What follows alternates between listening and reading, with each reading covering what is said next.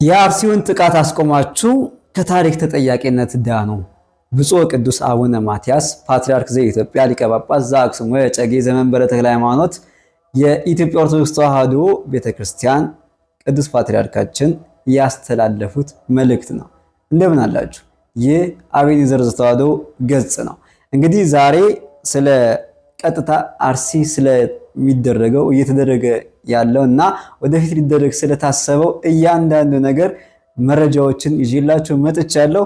እናንተ ይህንን ቪዲዮ ሼር በማድረግ ለብዙዎች እንድታደርሱ በአክብሮት እጠይቃችኋለሁ። እንግዲህ የሰባተኛው ሀገራዊ ምርጫ ምክንያት በማድረግ ሰው ሁሉ አትኩሮቱን ወደ ምርጫው ሲያደርግ በአርሲ ያሉ የኦርቶዶክስ ተዋሕዶ ቤተክርስቲያን እምነት ተከታይ ወገኖቻችን ወንድምና እህቶቻችን በተለይ ደግሞ መሮጥ ማምለጥ የማይችሉ አዛውንቶች በክብ ተሰርቶባቸው የተጨፈጨፉበት እጅግ ዘግናኝ የሆነ መርዶን የሰማ ነው። ይህ ባለፈው ቅዳሜና እሁድ የተደረገው ይህ አሳዛኝና እጅግ አሰቃቂ የሆነ ግፍ የተፈጸመው በዚሁ በሀገራችን መንግስት ባለበት የጸጥታ አካላቶች ባሉበት ሀገር መሆኑ ደግሞ ነገሩን እጅግ በጣም ያሳስበዋል። በቢቢሲ አማርኛ ትናንትና ባደረሰው መረጃ መሰረት ምን ይላል? በአርሲ በደረሰው ጥቃት ላይ መረጃ ለመጠየቅ ለኦሮሚያ ክልል ኮሚኒኬሽን ቢሮ ኃላፊ አቶ ኃይሉ አዱኛና የክልሉ ሰላምና ጸጥታ ቢሮ ኃላፊ አቶ አራርሳ መርዳሳ በተደጋጋሚ ቢደወልም ስልካቸው ባለመነሳቱ ምላሽ ማግኘት አልተቻለም። ቢቢሲ አፋን ኦሮሞ የአርሲ ዞን ኮሚኒኬሽን ጽሕፈት ቤት ኃላፊ የሆኑት አቶ ሶሪ ወጊን ለተፈጸመው ጥቃት ማክሰኞ አመሻሽ ላይ ላቀረበላቸው ጥያቄ እስካሁን የደረሰን መረጃ የለም እናጣራለን የሚል ምላሽ ሰጥተዋል ይላል። እንግዲህ አስቡት፣ እዛው ሀገር፣ እዛው አካባቢ፣ እዛው ከተማ፣ እዛው ክልል ሆነው መረጃ የለንም እኛ የምናውቀው ነገር የለም አይነት ነገር ነው እያወሩ ያሉት። ምንድነው ይሄ? የሀገር ጥላሸት ይቀባብናል፣ ክልሉን ጥሩ ስም እንዳይነሳ ያደርገዋል ምናምን እንጂ ህዝብ እንዴ ሀገር ማለት ሰው ነው እየተባለን እኮ ነው ተምረን ያደግናል። ክልል የሆነው እኮ ዛፍና ሸንተረሮ ሆቴልና መንገዱ እኮ ስላለ እኮ ህዝብ የሚባል ነገር ስላለ ነው። ያ ህዝብ ደግሞ ሀገሪቷን ያችን ክልሏን ክልል ሊያደርግ የተሰባሰበው ክልል ያደረገው ህዝቡ ነው። ህዝብ ሳይኖር የትኛውን ልታገለግሉ ነው እዛ ወንበር ላይ የተቀመጣችሁ የተዘፈዘፋችሁት ማለት ነው? ለህዝብ አይደለም ወይ? የአዲስ አበባ ህዝብ ያለው ነፍስና ሌላው ክልል ያለው ህዝብ ነፍስ አንድ አይደለም ወይ? መንግስትነቱ አዲስ አበባ ውስጥ ሁለት ከንቲባ ይኖራል እንዴ? መንግስትነቱ ለማን ነው? የኢትዮጵያ ፌዴራል ፖሊስ ከተባለ የኢትዮጵያ ነው እኮ። የአዲስ አበባ ፖሊስ ኦኬ የአዲስ አበባ ነው፣ ግን የኢትዮጵያ ፌዴራል ፖሊስ ከሆነ አርሲንም ይመለከታል። የፌዴራል ፖሊስ እኮ እዚህ ሰባተኛ ሀገራዊ ምርጫ በስኬት ተጠናቀቀ። ጥሩ አርሲ ላይ ሰባተኛ ምርጫ አልተደረገም ነው? ምንድነው የተደረገው? ያን ምክንያቱም በመግለጫው ላይ አርሲ ምርጫ አይደረግም የሚል ጽሑፍ አላነበብንም እኮ። አርሲ ምርጫ ነበር ማለት ነው ወይስ ተዳፍኖ ቀርቷል? ምርጫ ከነበረ ያ ሁሉ ህዝብ ሲጋይ ቅዳሜና እሁድ ነው እንግዲህ ይሄ የሆነው። ያ ሁሉ ህዝብ ሲገደል እንግዲህ ሚዲያዎች 30 ምናምን ያሉት ግን በጣም በመቶዎች የሚቆጠሩ ህዝብ ነው ያለቀው። ምክንያቱም ክብ ሰርተው ነው የተጨፈጨፏቸው። በዚህ መሰረት ሚዲያና ሌሎች ሚዲያዎች እንደዘገቡት ከሆነ ህዝብን ያለቀው ከበባ ተፈጽሞባቸው ያገኙትን ነው ያረዱት፣ ያገኙትን ነው የገደሉት፣ አብያተ ክርስቲያናትን ያቃጠሉት፣ የዘረፉት። እንዴ ቢቢሲ አማርኛ ላይ ትላንትና ያስተላለፈው መልእክት እኮ በጣም እኮ የሚገርም እኮ ነው። እኛ እናቅም እኮ ይሄ እኮ ማፌዝ እኮ ነው። ምን ታመጣላችሁ ነው? እውነት ነው። በየወሩ ልክ ዝክር ይመስል ወሩን ጠብቆ በየወሩ ህዝብ የደም ግብር ይመስል የደም ግብር እኮ ነው የሆነው። ያው ምንድነው ኦርቶዶክስ የሆኑት እየለዩ ማለት መሰረት ሚዲያ የዘገበው ላስነብባችሁ። በኦሮሚያ ክልል ምስራቅ አርሲ ዞን በአሰኮ ወረዳ በኦርቶዶክስ እምነት ተከታዮችና አብያተ ክርስቲያን ላይ የተሰነዘረው መጠነ ሰፊ ጥቃት ተከትሎ የወጡ አዳዲስ መረጃዎች እንደሚያመለክቱት የመንግስት የጸጥታ ኃይሎች በስፍራው ደርሰው ጥቃቱን ከመከላከል ይልቅ ከጦርነቱ ቀጠና ርቀው ድጋፍ ወደ አካባቢው እንዳይገባ መከልከላቸው ገልጿል። እየሰማችኋል። የመንግስት ሰራዊት እንኳን ይሄንን እንዳይደረግ ድጋፍ እንዳይደረግላቸው እየተከላከለ ነው እኮ። ምክንያቱም ኦርቶዶክስ ነው እየረገፈ ያለው። ምክንያቱም ምስኪናት ነው ኦርቶዶክስ በቃ ባለማተብ ነው እየረገፈ ያለው። ደመና ይሆን ደማቸው መና ከንቱ ይቀር። የሁሉ ወራት የሁሉ አመታት እንግዲህ አመታት እኮ የተቆጠረው ሆሮ ጉድሩ ይባላል ምን ይባላል እንዳለ ስታስቡት የማን ነው እያለቀ ያለው? ኦርቶዶክስ ነው። እንቀጥላለን። የወግ አስተዳደር በሚዲያ ላይ እየተፈጠረ ያለውን ተጽዕኖ ተከትሎ ሪጴ ሎላ የተባሉ ወደ 100 የሚጠጉ የጸጥታ አባላትን ወደ አካባቢው እንዳስገባ አንድ የክልሉ መንግስት የመረጃ ምንጭ ለመሰረት ሚዲያ ተናግረዋል። እነዚህ ኃይሎች ከጥቃቱ ቀጠና 25 ኪሎ ሜትር ርቀት ላይ በሚገኙት አርባ ቀላ እና ቡርቡጭ በተባሉ አዋሳኝ ቦታዎች ላይ ከወረዳው ካድሬዎች ጋር በሬ በማረድ እስከ ምሽቱ 1 ሰዓት ድረስ ምንም አይነት ወታደራዊ እንቅስቃሴ ሳያደርጉ ቆይተዋል በማለት ስም አይጠቀስ ያሉ ግለሰብ ለዚህ ሚዲያ ተናግረዋል ማለት ነው። እንግዲህ አስቡት፣ በሬ እያረዱ ፌሽታ እያደረጉ ነው። ምክንያቱም ደም መና የሆነው የኦርቶዶክስ እምነት ተከታዮች ደማቸው ነው ማለት ነው። ስለዚህ አሁን እነዚህ ሰዎች ከዚህ በተጨማሪ ከተደጋማ ክፍሎች ንጹሃን ወገኖች ለመርዳት የመጡ የክርስቲያን ማህበረሰብ አባላት እነዚህ የጸጥታ ኃይሎች የተሻለ የጦር መሳሪያ የታጠቁ በመሆኑ በጉልበት መንገዱን በመዝጋት እንዳያልፉ መከልከላቸው በአካባቢ ነዋሪዎች ዘንድ ከፍተኛ ስጋትና ጥርጣሬ ፈጥሯል። በጣም ይገርማል። ምክንያቱም ፌዴራል ፖሊስ አለ፣ የጸጥታ አካላት አለ፣ ሚሊሻ ምናምን ቀበርጥሶ ስንት አይነት የጸጥታ አካላት እንዳሉ ታውቃላችሁ በሀገራችን ውስጥ። እነዛ ሁሉ አልፎ እነዚህ ማንነታቸው ያልታወቁ ሰዎች ኦርቶዶክሳውያን ገደሉ ማለት ይሄ ፌዝ ነው። ምክንያቱም ስንት ጀብድ የሰራ የኢትዮጵያ የጸጥታ አካል እነዚህ ማንነታቸው ያልታወቀ ተብሎ በዛ ሁሉ ግርግር ያ ሁሉ ተኩስ ያ ሁሉ ምናምን መረጃ የለንም እስከ ማለት እስከ ማጣጣል የደረሰው ምን ታመጣላችሁ ነው። ሆነስ ነው ምንም አላመጣን። ሚዲያ ላይ 1-3 ቀን እንጮሃለን፣ ምንም ያመጣው ነገር የለም። ከዛ ይልቅ አባቶች ላይ አፋችንን መክፈት ጀመረናል። አባቶችን እናወርዳለን፣ እናወጣለን፣ እንሰድባቸዋለን። ቅዱስ ፓትርያርኩን ጭምር ነው እየሰደበን ያለነው። አንድ የእስልምና እምነት ተከታይ ያጋራውን መልእክት ልንገራችሁ።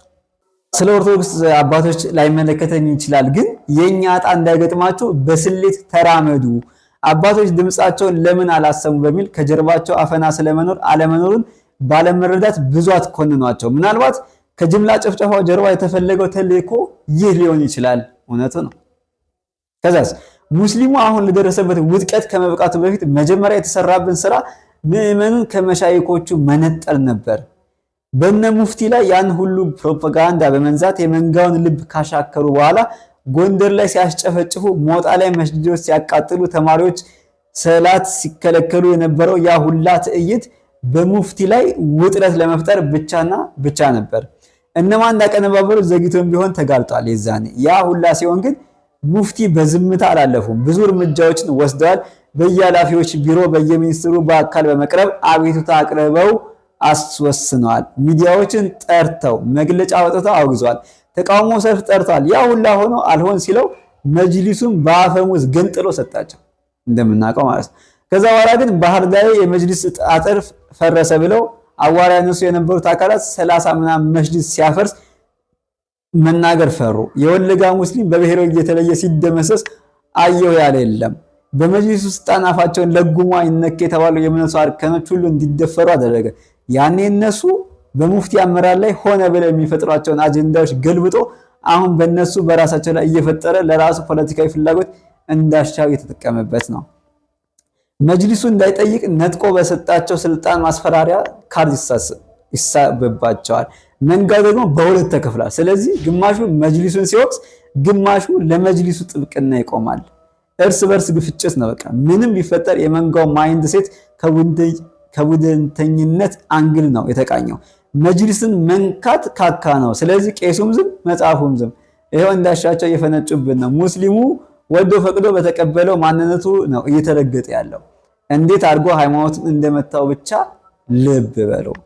በዚህ 4 ዓመት ሙስሊሙን ሽምድምዱን ለማውጣት የሄደበት መንገድ በትልቁ ተሳክቶለታል። ይህ ሁሉ አልፎ መንጋው አሁንም የመሻዮቻችን ጥላቻ ከልቡ አልወጣም። ጭራሽ ከነሱም ብሶ በሆድ የቋጠሩትን ቂም በሞታቸው ዜና ተደስተው ሀገር ጉድ እስኪል ታዝቧቸዋል መቼስ። ምክንያቱም ሀጂ ሙፍቲ ሲሞት ኦርቶዶክሱ ሌላው እምነት እንደዛ ሀዘኔታውን ሲገልጽ እነዛ ናጀሪዎቹ ደግሞ እንኳን ሞቱ እያለ ሲደሰት አይተነዋል። ስለዚህ ዛሬ የኦርቶዶክስ ምዕመን ላይ እየሆነ ያለው ነገር ተመሳሳይ ነው። የሃይማኖቱን ሊቃውንት ለመምታት ሲባል አማኙ በየቦታው እንዲሰቃይ ተሴሮበታል። በማን ተፈጸመ በማን ሴራ ሰለባ የሆኑ መሆኑ ግልጽ ነው። ህይወታቸውን መመለስ አይቻልም። አይነው ለወገን አለመድረስ ፔን አለው። ግን ምን መፍጠር እንችላለን? ከዚህ በኋላም ለሚደርሰው መታደግ መቻላችን እንጃ። ግን በተቀደደ የተንኮል ቦይ አትፍሰሱላቸው። በተለይም አቡነ ማትያስ ያላቸው የማይናወጥ ሀገራዊ አቋም ይታወቃል። በዚህም በዛ ብለው ከስራቸው ገንድ ሰው ለመጣል አይተኙላቸውም ብዬ ነው ማሰበው። አባቶቻችሁን መጠየቅ የለባችሁ ማለት ነው። ግን የዝምታቸው መንስኤ ምን እንደሆነ ከቻላችሁ ለማጤን ሞክሩ። አሊያም ሃይማኖታዊ የስልጣን ጠገጉን ጠብቃችሁ ድምጻቸውን ለሲኖዶሱ አቅርቡ እንጂ በሚዲያ ጫጫታ አባቶቻችሁን አታስከፉ። እንደኛ ስታጧቸው ትቆጫላችሁ። ዋው ትልቅ ሰው ይምከር የሚባለው እኮ ለዚህ ነው። የምሬን አሁን እንግዲህ ይሄ የእስልምና ምን ተከታይ ነው። ስለ ኦርቶዶክስ አገባም ሊባል ይችላል ምናምን፣ ግን ያየውን ነገር ህመሙን ነው የነገረ። በቃ አሁን አቡነ ማትያስ እግዚአብሔር አምላክ እድሜያቸውን እጅግ ያርዝምልን እንጂ የእርሳቸውን ስልጣን ቆንጥተው ነገሮችን ወደ አንድ ነገር ብቻ ለመሳብ የመጡ እንዴ። እሺ የኦሮሞ ሲኖዶስ ተባለ። ከዛ የኦሮሞ ሲኖዶስን እሱን ሲያቀነቀኑ የነበሩት በሙሉ ስልጣን ተሰጣቸው። እሺ እነሱ አሁን የኢትዮጵያ ኦርቶዶክስ ተዋሕዶ ከፓትሪያርክ ቀጥሎ ያሉት እኮ እነሱ ናቸው። ከቅዱስ ፓትሪያርኩ ቀጥሎ ያሉት የስልጣን ደረጃቸው ዋናው እኮ እነሱ ምን አመጡ? ምንም። ክርስቲያኑን ከመታረድ፣ ክርስቲያኑን ከመሰደድ፣ ክርስቲያኑን ከመራብ፣ ክርስቲያኑን በቃ ሃይማኖት ነፃነት ከማሳጣት ታድገዋል? አልታደጉም። ምን ነው የተፈለገው? ህዝቡን ከሃይማኖት ማስወጣት። ሃይማኖት የሚባል ነገር አያስፈልግም ነው። አሁን ፕሮቴስታንትም እኮ ሃይማኖት የሚመስላቸው ሰዎች አሉ። አይደለም እኮ ፕሮቴስታንትም እኮ ሃይማኖት እኮ አይደለም። ከሃይማኖት ከኦርቶዶክስ ከሙስሊም ታወጣለህ፣ ስርዓት ያለው ሃይማኖት ላይ ስለሆነ። ምክንያቱም አባቶች የሚሰሙት ሃይማኖት ውስጥ ስትሆን ነው። አለዛማ እንደ ዝም ብለህ ነው የምትኖረው። ሃይማኖት ውስጥ ስትሆን ግን ፈሪያ እግዚአብሔር ይኖራል፣ ፈሪያ ፈጣሪ ይኖራል ማለት ነው። እነዚህ ሰዎች የፈለጉ ምንድነው? የሙስሊሙን ለሁለት ገነደሱት፣ የኦርቶዶክስን ሊገነድሱት ሞከሩ፣ አልቻሉም። አሁን ደግሞ በዚህ ምክንያት ለመገንደስ እየሞከሩ ነው። አሁን እዚህ ፌስቡክ ላይ ለምሳሌ አሁን አቡነ ማትያስ ሀዘናቸውን ገለጹ የሚለው ላይ አንዱ ምናል ወፍኔ አባቶች አዘናቸው አይደል ወይ እኔ ቤት ሻማ ልድመቅላችሁ ስታምሩ ምናምን እያለ አንድ ፌስቡከር ሙስ ይዝባቸው ነበር።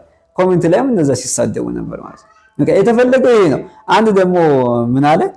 በሃይማኖታችሁ ምክንያት ስትገደሉ የምታመልኩት አምላክ ካላዳናችሁ ለመኖር ስትሉ ሃይማኖት መቀየር ቢለመድ ምንም ነገር ከህይወት አይበልጥምና ብሏል ደግሞ አንድ ፌስቡከር። እንግዲህ አሁን አያችሁ ከሃይማኖት የሚወጣ ሰው በቃ እድሜ ዘመን እዚሁ ላይ የሚያሳልፍ ይመስላል። እንግዲህ አሁን 60 እና 70 ዓመት ለመኖር ሃይማኖትን ካድ፣ አምላክን ካድ፣ ከዛስ ከመታረድ ከመሰደድ ምናምን ራስን አድን ነው።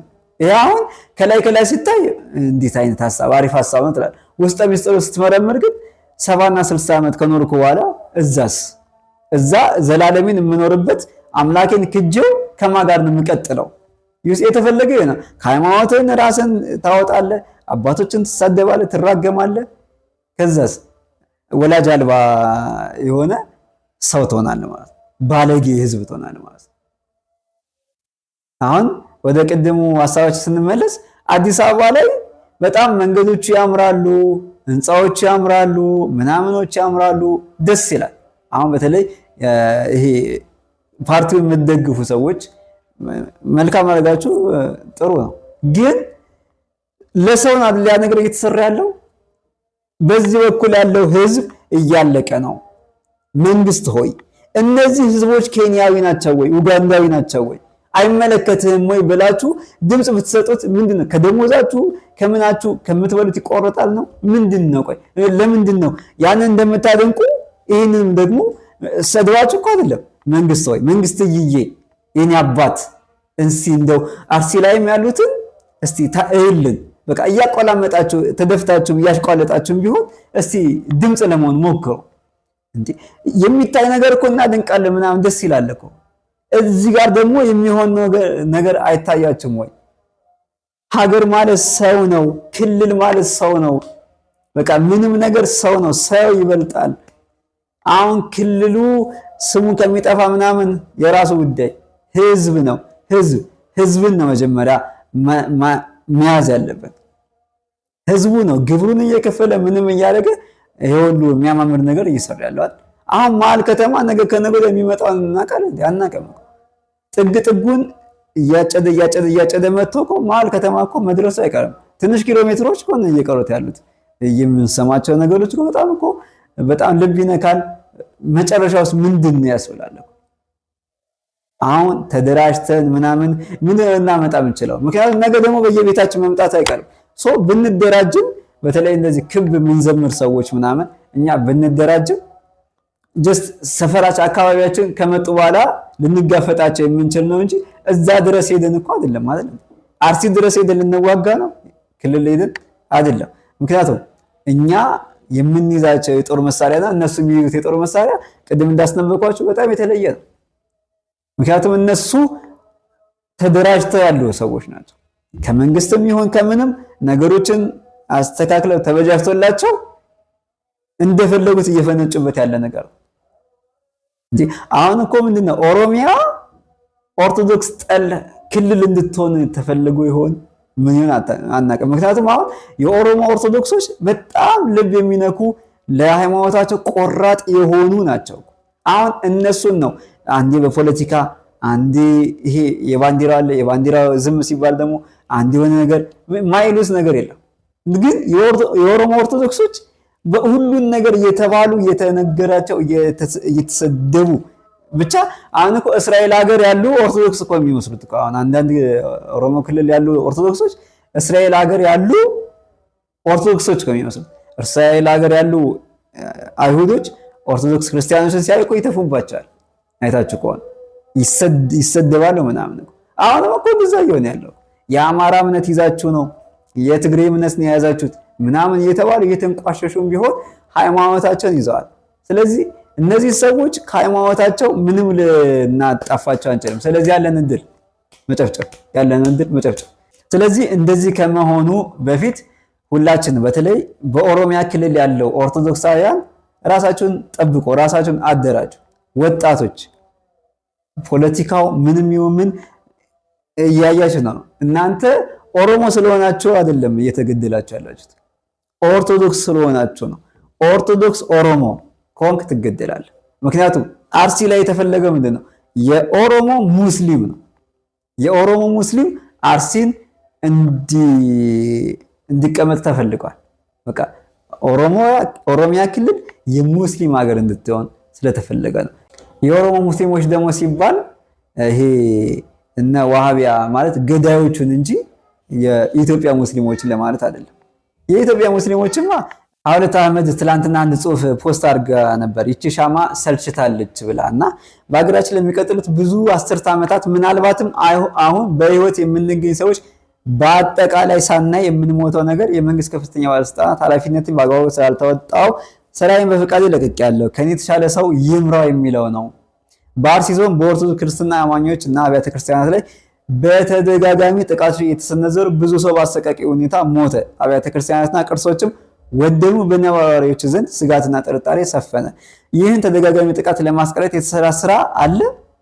ሰላም ማስከበር 100% የክልሉ መንግስት ስራ አይደለም እንዴ? ምን አድርጓል? ሰላም ማስከበር ካቃታቸው በኢትዮጵያ ሕግ መሰረት አልቻልንም፣ የፌዴራል መንግስት ጣልቃ ይግባልን ይባላል እኮ። መቼም እኔ ለዚህ ኃላፊነት ብቆኝ አልተገኘውም፣ የተሻለ ብስለትና ልምድ ያለው ሰው ይተካኝ የሚሉ ኃላፊዎችን በህይወት እያለን እንደማና እሙን ነው። ሰው ባለቀ ቁጥር ይቺን ሻማ ብልጭ ማድረግ ምን ፋይዳ አለው? ይሰለቻል። የክልሉ መንግስት ለዚህ ዞን ልዩ ትኩረት ሰጥቶ ህዝቡን ይጠብቅ። በጊዜ መፍትሄ ካልተሰጠው የዚህ ደፋ የማይተርፈው ሰው የለም። እንደ አንድ ተርታ ዜጋ በደረሰው ጉዳት ሀዘኔን ለመግለጽ እወዳለሁ ብላለች። እቺ የእስልምና እምነት ኢትዮጵያዊት ሴት ማለት ነው። እንግዲህ አስቡት፣ እነዚህ ሰዎች አልቻልንም አይደለም የሚሉት፣ መረጃ የለንም፣ አልሰማንም። እንግዲህ እኔ ግን አሜሪካና ኢራን ሲዋጉ ግን ይሰማሉ አይደል? እስራኤልና ፍልስጤም ሲዋጉ ግን ይሰማሉ። እዛችው ያለችው ነገር ሲነገር ሲደረግ ግን መስሚያቸው ጥጥ ነው። ለምን? የፌዴራል መንግስት የት ነው? ቤኒሻንጉል ነው? የት ነው? ብቻ እንዲህ ተደጋጋሚ ጥቃት የሚሰነዘርበት ቦታ የክልሉን አንስቶ እኮ ሌላ ተክቶ አሁን ሰላም ነው የሆነ አሁን ስሙን ለጊዜው ዘንግቼው አሁን እይስ ቦታ የክልሉ ኮሚሽነር የሚሆን የክልሉ መስተዳደር የሚሆን አንስቶ ሌላ ሰው መተካት ወይስ ህዝቡ መጀመሪያ ማለቅ አለበት? የደም ግብር ነው። እንደው እኮ ቲክቫ ኢትዮጵያን እኮ አፕዴት እያደረገ ነው እሱ የሚፖስተውና የቲክቫ ኢትዮጵያ ገብታችሁ ብታነቡ በየወሩ ሰዎች ይገደላሉ እዛ። እንግዲህ ዜና ተብሎ ስለተዘገበ ነው በየወሩ ያልኳቸው እንጂ መች እንደሆነ እንግዲህ ጌታ ያውቃል። አፕዴት ይላል። ብፁዕ አቡነ ኤልሳ ሐዘናቸውን ገለጹ። አፕዴት እስካሁን ባለ መረጃ 15 ሰዎች ተገድለዋል። መቼ? ጁን 2። እሺ ከዛ ከግንቦት 23 ጀምሮ ትናንት ምሽት 7 ሰዎች ተገድለዋል።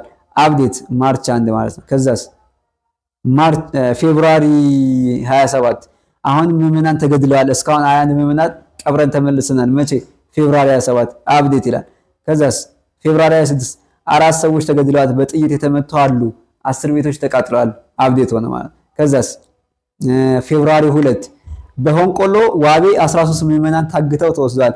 የግዴራቸው ያኖራቸው አልታወቀም።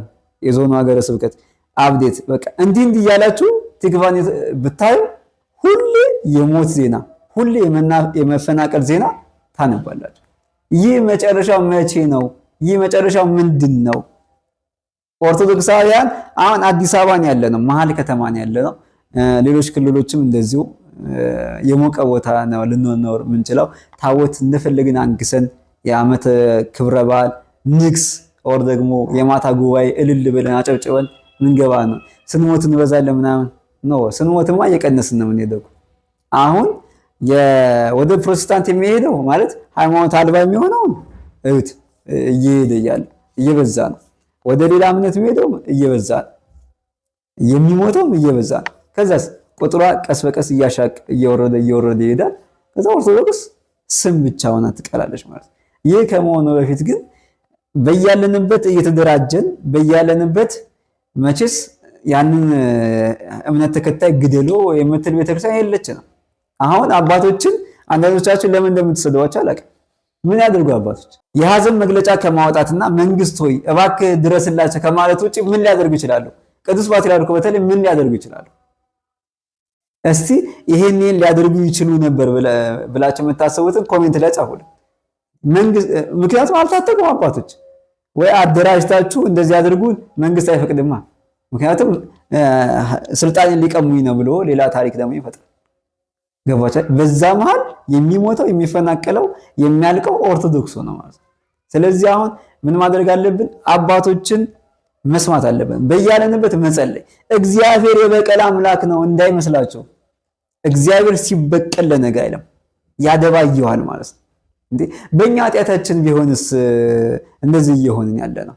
አሁን እንደው እየኖርን ነው ብለን እናስባለን። ግን እውነታውን አንግሰን ስለተመለስን እያጨበጨብን በቃ ዘምረ ምናምን ስለተመለስን እየኖርን ነው። ክርስትናችን እየኖርን ነው ብለን የምናስበው ክፋታችን፣ ተንኮላችን፣ ምናምናችን እየኖርን ነው ብላችሁ የምታስቡት አይደለም እኮ።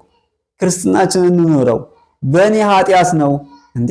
የሰዶም ሰዎች 10 ሰው ቢቀር 9 ሰው ቢቀር ምናምን ሰው ቢቀር ይሄን አላጠፋም ሲል አልሰማችሁትም? አብርሃምና እግዚአብሔር ሲያወሩ 5 ሰው ቢቀር አላጠፋም። በጣም ከሚቀር አሁን አዲስ አበባ እኮ እስካሁን ሰላም የሆነችው እኮ የማይታወቀው ቅዱሳን ስላሉ ይሆናል እኮ እንጂ አሁን ከሌላው ከተሞች ተለይታ አዲስ አበባ ምን ስለሆነች ነው? ምክንያቱም ፌዴራል ፖሊስ ብትሉ እዛም ሁሉም ክልሎች አሉ። የጸጥታ አካላት ብትሉ ሁሉም ክልሎች አሉ። አዲስ አበባ ውስጥ ምናልባት የሆነ ያልታወቁ ቅዱሳን እየጸለዩላት ሊሆን ይችላል። ድሬዳዋ ብትሉ መቀሌ ብትሉ የሆነ ቦታዎች ብቻ ያልጠፋ ነው ከእግዚአብሔር ምሕረት የተነሳ ነው። ይሄን ነው የምላችሁ። ስለዚህ ሁላችሁንም በጸሎት እንትጋ። ይሄን ቪዲዮ አሳይተናችሁ ወንድሜ ሲገሉን ጽድቅ ከሆነ ራሳችን ስንከላከል ጽድቅ የማይሆንበት ምክንያት የለም። ራሱን መጠበቅ ወንጀል አይደለም። ፍትሐ ነገሥት አንቀጽ 45 ላይ አገርን የሚያጠፉ ቤተክርስቲያን የሚወሩ ይመጡ ተንሰው ተቃተ ተነስና መልሳቸው ይላል። ወንጀል ማይሆኑ ታሪኮችን ንገራቸው። ኃጢአት ማይሆኑ ጎልማሳ በሚስቱ ባለርስ በርስቱ ኦርቶዶክሳዊ ሰው በሃይማኖቱ አምላክ በአምላክነቱ ራሱን ቢጠብቅ ቢከላከል ወንጀል አይደለም። ምንም ይሁን ምን በደለኛ ምናምን ሊሆን ይችላል። ስለ ሃይማኖቱ መከራ ከተቀበለ ሰማዕት ነው። ምን ጠቅሳቸው ጥቅሶችን ፊታን ቢመታ መልሰህ ስጠው የሚባለው ይሄ ቃል ለወንድሜ ለክርስቲያን የሚያገለግል ቃል ነው። በዚያውም ላይ ፊት መምታት የለም፣ አሁን አንገት መቁረጥ ነው። አንገት ለሚቆርጥ ደግሞ ምንድን ነው? በዚህ ደረጃ ነው ያለችው ሀገራችን። ወደንም ጠላን መረር ነው። አሁን ገለጥ አድርገን ማውራት ይጠይቀናል።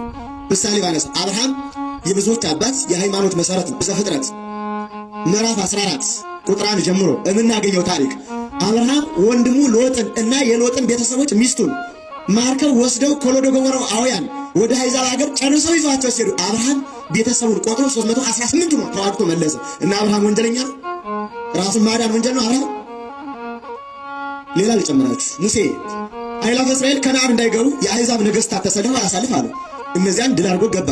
እና ሙሴ ወንጀለኛ ነው? ሌላ ልጨምራችሁ። ፊናስ የተባለ ሰው ዘምሪና ክስቢ የተባሉ ክስቢ እና ዘምሪ በቤተ መቅደስ መካከል ሲያመነዝሩ ፊናስ የተባለ ሰው ከቤተ እግዚአብሔር የገባ ዘገር ወይም ጦር ነበረ። ሁለቱንም እዚያው አስጣበቀና አስቀራቸው። እግዚአብሔር ምን አለው? ፊናስ ወልደ አልዓዛር ወልደ አሮን ካህን አስር መስካለ ልቤ አልዓዛር ልጅ አሮን ልጅ ፊናስ ልቤን ደስ አሰኘው አለና ምን አለው እግዚአብሔር? 300 ዓመት መዋዕለ ክህነት የክህነት ዘመን ሰጥቻለሁ አለ። ለምን ነው እግዚአብሔር እንደሚያደርገው? ሌላ ጨምራችሁ ዳዊት ጎልያድ በእስራኤል ሲዘባበት በወንጭፉ መታው። ዳዊት ሳኦል ሲታመም ግን በገና ደግሞ ፈወሰው። ዳዊት በገናም ነበረው ወንጭፍም ነበረው። ኦርቶዶክሳዊነት እንዲህ ነው።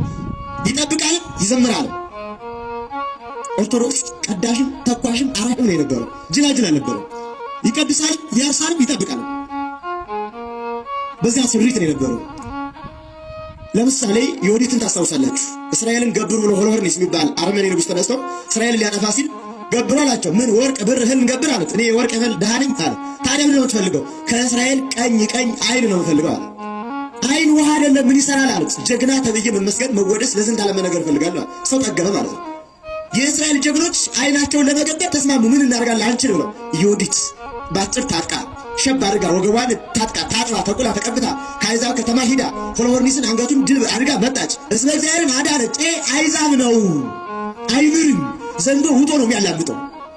አሁን እየሆነ ያለው ኦርቶዶክስ ውጦ ማላመጥ ነው እየሆነ ያለው። ውጦ ማላመጥ። ኦርቶዶክስ ጥላቻ ሊኖረው አይገባም። ራሱ ማዳን ግን ወንጀል አይደለም። ወንድሜ ሲገሉን ጽድቅ ከሆነ ራሳችን ስንከላከል ጽድቅ ማይሆንበት ምክንያት የለም። ሰምተሃል? ሲገሉን ጽድቅ ከሆነ ራሳችን ስናድን ጽድቅ ማይሆንበት ምክንያት ፈጽሞ የለም።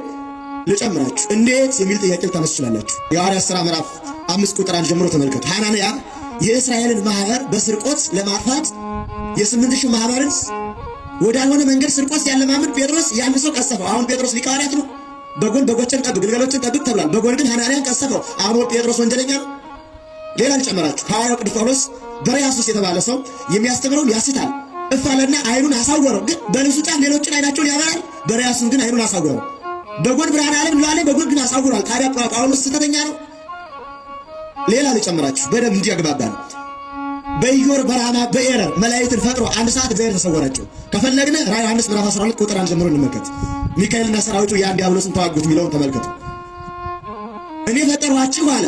ሰይፍን ከሰይፋችሁ ክንፍን ከክንፋችሁ በምን በልጦ ነው አሉት መላእክት። በዚህ ጊዜ ሚካኤል፣ ገብርኤል፣ ሱራፌል፣ ኪሩቤል፣ አርባብ ኃይላት መላእክት፣ መናብር፣ ስልጣናት፣ መኳንንት እነዚህ ሁሉ ኃይላት መላእክት ዲያብሎስን ሊገጥሙት ሄዱ።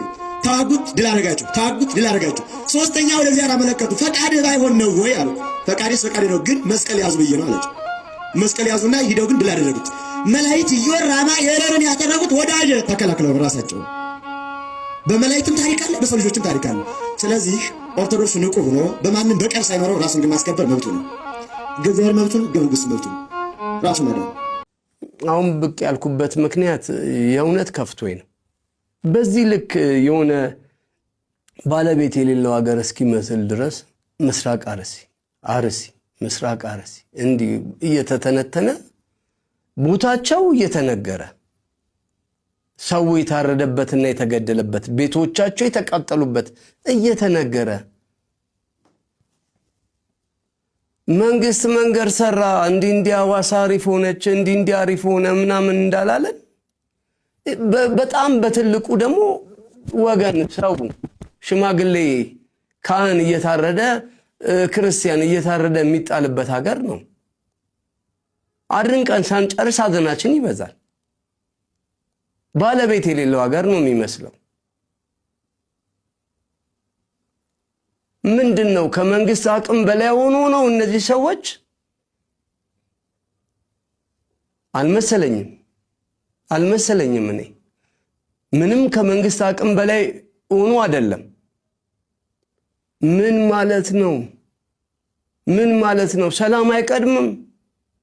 ምረጡን ምናምን እንዲናረግላችኋለን ምንም በቃ ሰላም ካልሰራ መንግስት አንደኛው ስራው ሰላም ነው እንዴ? አብረን ለምን አናደንቅም? ከንትን እኮ መንገድ መሄድ ተጀመረ፣ ሰላም ሆነ፣ ለምን አንልም? በዚህ መንገድ ላይ ወንድ የሆነ ሽፍታ የለም አሁን፣ ለምን አንልም?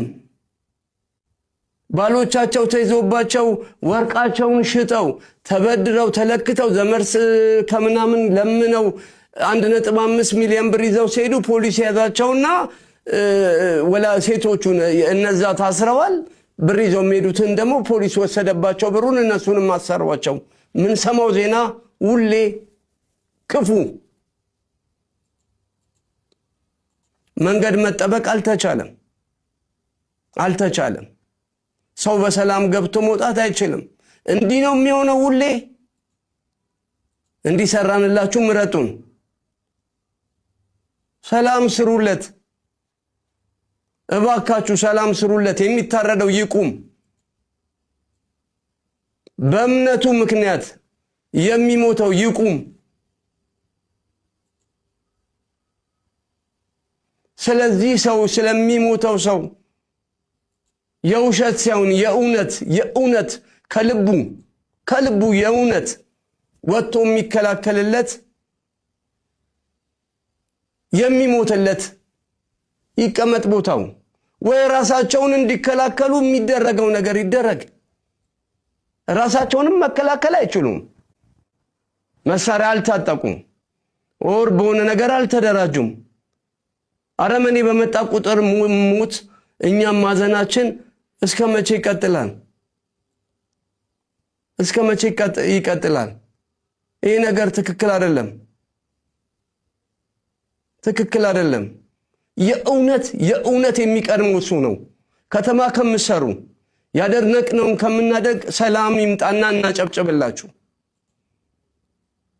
አሁን ሰላም ነው አገሩን በል። ስራችሁ የእናንተ ነው። ይሄ የመንግስት ስራ ነው። ስራችሁን ስሩ። አድንቁም ብቻ አትበሉ። ትልቁ የሚደነቅ ነገር አገር መስራት ነው። ሰላም መስራት ነው። ሰው ወጥቶ እንዲገባ በሰላም ገብቶ ወጥቶ የፈለገበት ሀገር ደግሞ ሄዶ ሰርቶ የሚበላበት ይሄ ሲሰራ ነው። እንደዚህ አይነት ነገር አላየንም። ታውቃላችሁ እናንተም። ጠብቁት። ሰው ከሌባ ይልቅ ፖሊስ ይፈራል። ጠብቁት። ራሳችሁን እዩ። እንዴት ሰው ሀገሩ ላይ እንዴት ታርዶ ይሞታል? ካህን ከእግዚአብሔር ምን ማለት ነው? ይሄ ዜጋ እኮ የሚሰራው አንደኛው ዜጋን እኮ የሚሰራው ትምህርት ቤት እንደማለት ቤተክርስቲያን እኮ ነው። ገብረ ገብ የሚያስተምርልን እኮ ቤተክርስቲያን ነው። ሽማግሌ ፈርቶ እናት አክብሮ የሚኖረው እኮ ሰው እምነት ሲኖረው እኮ ነው። ሞራል ቫልዩ የሚማሩበት ቦታ እኮ ማስኪድ ቤተክርስቲያን ውስጥ ነው። ምንድነው እየተደረገ ያለው? ይሄኛው እኮ ነገር መንግስትን በትልቁ የሚያገዝ ኢንስቲትዩሽን እኮ ነው። አርዶ መጣል ምን ይባላል? ማቃጠል፣ 100 ዓመት የቆየ ቤተክርስቲያን ማቃጠል፣ ሰውን መግደል፣ ከሳምንት ሁሌ አዲስ እርድ እያመጣን አንድ ላይ መቅበር።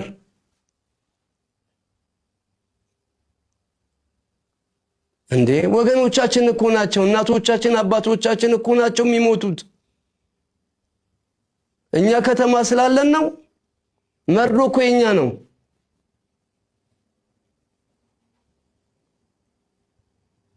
እባካችሁ ስለ ጉልበታችሁ አምላክ ይህን ህዝብ ጠብቁት። ስራችሁን ስሩ። ይሄ መብራት በመብራት አርጋችሁ እንድናጨበጭብ እንደሱ ብቻ አትፈልጉ። መልካም እሱም ግን ትልቁን ስራ ስሩ። እንባችን አታብዙብን እንዴ! ትክክል አይደለም፣ ፈጽሙ ትክክል አይደለም። እባካችሁ ባለስልጣኖቻችን ቁጭ ብላችሁ ተወያዩ። ከናንተ አቅም በላይ አይደለም ይሄ ነገር። አላችሁበት እስክትባሉ ድረስ ራሳችሁንም ማሳለፋችሁ አትስጡ። እባካችሁ እንዴ! እባካችሁ የእውነት መሮናል። ሬሳ፣ የሽማግሌ ሬሳ፣ የአባቴ የካህናቶች ምናምን ሬሳ የእውነት ትክክል አይደለም። ሮጦ ማያመልጥ ሽማግሌ አርዶ መጣል ጀግንነትም አይደለም። ይሄንን ማየት ቀፎናል። ሰላም ስሩልን። እንቅልፍንተኛ እንዴ! እንቅልፍንተኛ እንዲህ ነው የሚሰማኝ። ትክክል አይደለም ይሄ ነገር። አመሰግናለሁ። እንግዲህ ዝም ማለት ከገዳዮች ጎን መቆም ስለሆነ መተናል። እንግዲህ ለሟቾች ነፍስ ይማር ነው። እንግዲህ ተራቸው ደርሶ የሚሞቱ ሰዎች ዛሬ ንጹሃን ሰዎች ጨፍጭፈዋል። እንግዲህ ያው የምናውቀው ነገር ነው። ቤተክርስቲያን ተቃጥላለች። እንግዲህ ለማና ቤት እንደሚባል አይታወቅም። ነገር ግን ዝም ማለት ልክ ስላልሆነ እውነት የሚሰማ ፈጣሪ አለ፣ የሚያይ ፈጣሪ አለ፣ የሚፈርድ ፈጣሪ አለ። ማንም ጽዋውን ሳያወራርድ ማንም የሰራውን ስራ የበደለውን በደል ሳይክስ ወደ ላይኛው ዓለም እንደማይሸጋገር እንደ ክርስቲያን አምናለሁ። ስለዚህ ቅጣታቸውን ይቀበላሉ እናምናለን። ነገር ግን እየተጎዳ ነው እና መቼ ነው የሚያበቃው? የወገን ሞት መቼ ነው የሚያበቃው? መርጦ አልቃሽ ትባላለህ ስትናገር። አትግደሉን ነው ሌላ አይደለም። እንዴ አትግደሉንም አትበል የሚባልበት ሀገር ላይ ነው ያለው። ልክ አይደለም ይሄ። አሁንም እንላለን አትግደሉን። አሁንም እንላለን ወገኖቻችን አታጥቁብን። ለዛው ንጹህ አርፎ የተቀመጡ ወገኖች ምንም የማያውቁ ፈጣሪያቸውን የሚያመልኩበት ቤተክርስቲያን ተቃጥሏል። እዚህ አሁንም ኢትዮጵያን ወገኖቻችንን አትንኩብን፣ አትግደሉብን እባካችሁ ገዳዮች፣ ተራችሁ ደርሶ ትሞታላችሁ። ይሄ ሀቅ ነው። እዚህ አንዲት ሀገር አለችን፣ ተስማምተን እንኑር። የሚሻለን እሱ ነው። እስከ መቼ ድረስ እሪ እያለን፣ እስከ መቼ ድረስ እያለቀስን፣ እስከ መቼ ድረስ ነፍስ ይማር እያለን እንኑር? አሳዛኝ ነው በእውነት። አሁንም ነፍስ ይማር፣ ሌላ ምንም አንልም። ተራችን እስኪደርስ ነፍስ ይማር።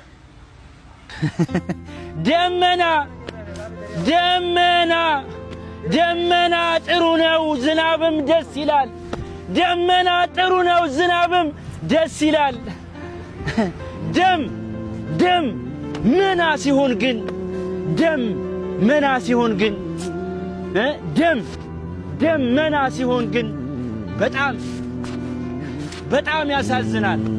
በጣም ልቤ እንዳዘነ አይቀርም፣ አይኔ እንዳነባ አይዞባይ እንዳጣ ምስኪን ሆዴ እንደባባ የኔ ጋዛ ያያለው ጨለማው ነግቶ ሁሉን አልፋለው በእግዚአብሔር